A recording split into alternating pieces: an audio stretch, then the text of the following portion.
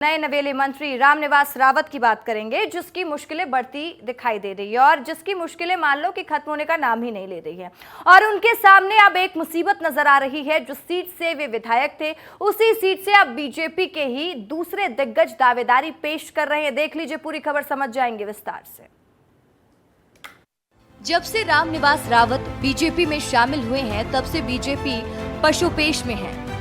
पहले पार्टी में क्या जिम्मेदारी दी जाए, दूसरे उनको मंत्री बनाया जाए या नहीं, और जब मंत्री बना दिया तो अब प्रभार कौन सा दिया जाए, यही समझ नहीं आ रहा है। तो अब बीजेपी एक नई दुविधा में है, क्योंकि अपनों ने ही चुनौती खड़ा कर दी है। ये चुनौती मिली है श्योपुर जिले के विजयपुर विधानसभा सीट के लिए।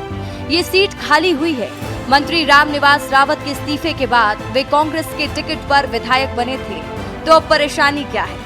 परेशानी ये है कि रामनिवास रावत फिर विजयपुर सीट से दावा ठोक सकते हैं, लेकिन बीजेपी के ही दो पूर्व भाजपा विधायकों ने रामनिवास रावत के खिलाफ मोर्चा खोल दिया है और टिकट नहीं मिला तो पार्टी छोड़ने की धमकी दे दी है। तो बीजेपी के ही 3 नेता एक सीट के लिए लड़ते दिख रहे हैं। सुनिए इस पर रामनिवास रावत क्या कुछ कह रहे हैं।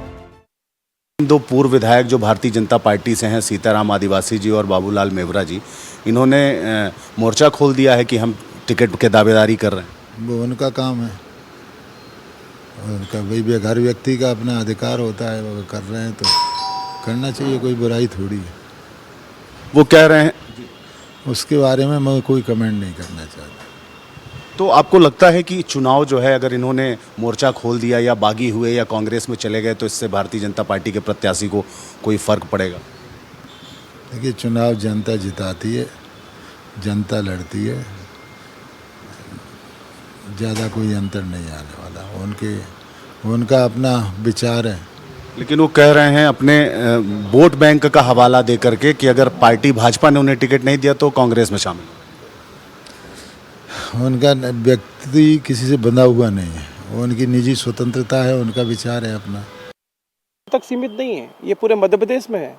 आज मध्य प्रदेश के जो मूल भाजपाई नेता हैं, उनको ये लग रहा है कि जो आयातित लीडर हैं, उनने कहीं ना कहीं उनकी फसल को आके उस पर कब्जा कर लिया और वो फसल काटेंगे। जिन्होंने फसल उगाई उनको कष्ट है, और मुझे लगता है यही कारण रहेंगे कि आगामी समय में आप देखोगे कि जो उपचुनाव भी होगा उसमें निश्चित रूप से कांग्रेस की जीत होगी।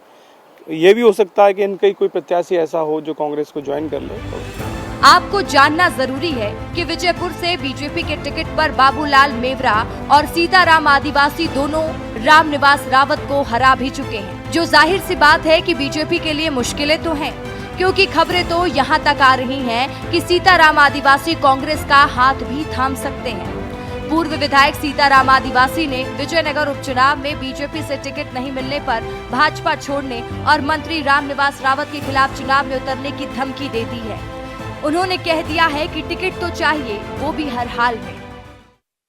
मेरा कहना है कि मुझे टिकट चाहिए पार्टी से, भारतीय जनता पार्टी से मैं चुनाव लड़ूंगा। नहीं मुझे टिकट मिलेगा भाई। रामनिवास के पास क्या बाहुल है, 15,000 वोट है रावतन का। हमारे शहरी समाज का 60-70 हजार वोट है। टिकट की दौड़ में नहीं है, टिकट मुझे मिलेगा ही, और टिकट इसलिए मुझे मिलेगा, 6 महीने पहले पार्टी ने मुझे चुनाव लड़वाया। किसी कारण से मैं हार गया, वो एक बात अलग है, मगर अब परिस्थिति ऐसी बनी है कि चुनाव भारतीय जनता पार्टी विजयपुर से बाबूलाल मेवरा जीत सकता है।